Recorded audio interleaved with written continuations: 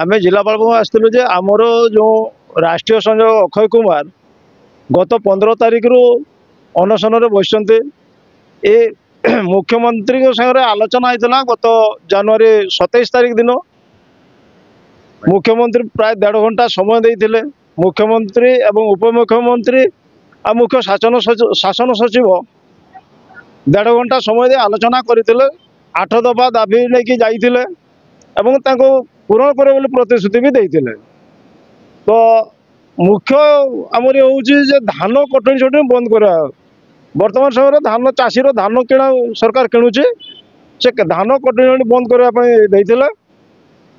ये जेहेतु काम लगला ना आमर राष्ट्रीय संघ अक्षय कुमार गत 15/2 रु अनशन बसते आज के 14 दिन हो गला किंतु कौन सरकारी कर्मचारी बा कौन नेता मंत्री कहीं जाई किसी आलोचना करूना समर्थन करने आम मयूरभंज नवनिर्माण कृषक संगठन चाषी एकता है आज कलेक्टर को देखा करूँ देखा कर एक दाबी पत्र देलु यार जदि प्रतिकार जदि किसी न हुए बा यार सुबंदोबस्त जदि सरकार न करते भविष्य में चाषी